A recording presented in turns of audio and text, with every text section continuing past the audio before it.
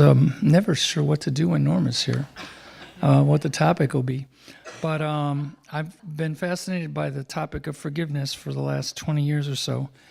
Not that I always do it, but I'm working at it. And anyway, I happened into this book called Radical Forgiveness by Colin Tipping.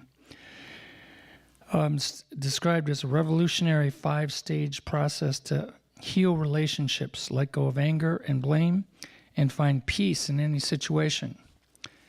And this is a summary of the distinctions between traditional forgiveness and radical forgiveness. Traditional forgiveness is firmly rooted in the world of humanity. In the same way that the world of humanity holds the energy of duality, so traditional forgiveness polarizes and judges everything as either good or bad, right or wrong. Radical forgiveness takes the view that there is no right or wrong or good or bad, only our thinking makes it so.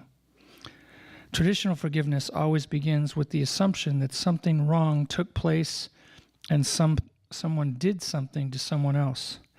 The victim archetype remains operative.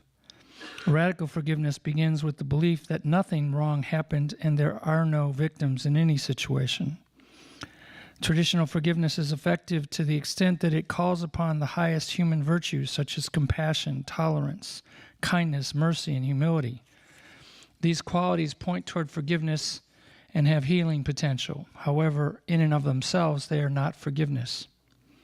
Radical forgiveness is no different in this regard, since it also calls for those same virtues to be present in the process. Traditional forgiveness depends entirely upon our own capacity to feel compassion, so it is limited in this regard. No matter how much compassion or tolerance we muster for someone like Hitler, and no matter how much we empathize with the pain of his upbringing, nothing enables us to forgive him using traditional forgiveness for the mass murder of over 13 million people.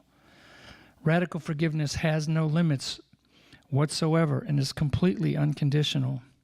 If radical forgiveness cannot forgive Hitler, it can forgive nobody. Like unconditional love, it is all or nothing. With traditional forgiveness, the ego and our personality self call the shots. Hence, the problem always appears out there with someone else. With radical forgiveness, the finger points the other way. The problem lies in here with me. Traditional forgiveness believes in the reality of the physical world, in the complete integrity of what happens. It always tries to figure it all out and thus control the situation.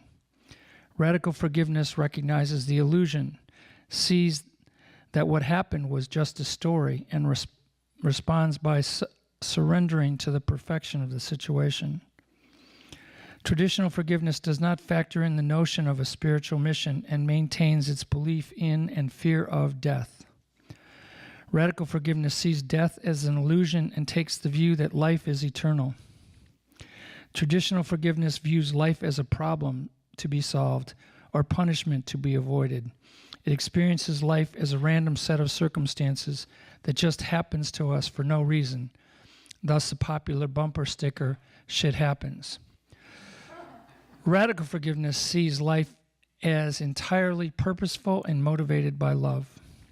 Traditional forgiveness recognizes the inherent imperfection of human beings, but fails to see the perfection in the imperfection.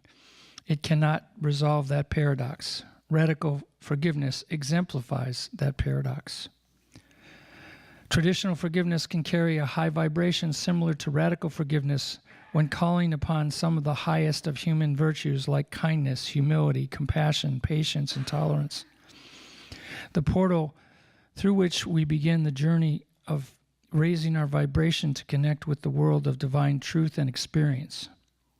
Radical forgiveness is the open heart. Traditional forgiveness, when of a very high vibration, recognizes the profundity of the spiritual insight that we are all imperfect and that imperfection characterizes the nature of humanity. When we look at a wrongdoer through these eyes, we can say in all humility and with tolerance and compassion, "There, but for the grace of God, go I." We own that we too are completely capable of whatever the accused person has done. If we are acquainted with our shadow self, we know that we all have within us the potential to cause harm, to murder, to rape, to abuse children, and to annihilate 13 million people. This knowledge allows us to call forth our humility and makes us kind and merciful, not only to the accused, but to ourselves. For in them we recognize our own inherent imperfection, our own shadow. This recognition brings us very close to actually taking back that which we projected, the vital first step in radical forgiveness. Radical forgiveness also lovingly sees the imperfection inherent in human beings, but sees the perfection in the imperfection. Radical forgiveness recognizes that forgiveness cannot be willed or bestowed. We must be willing to forgive and to give the situation over to our higher power. Forgiveness of any kind comes not from effort, but from being open to experiencing it.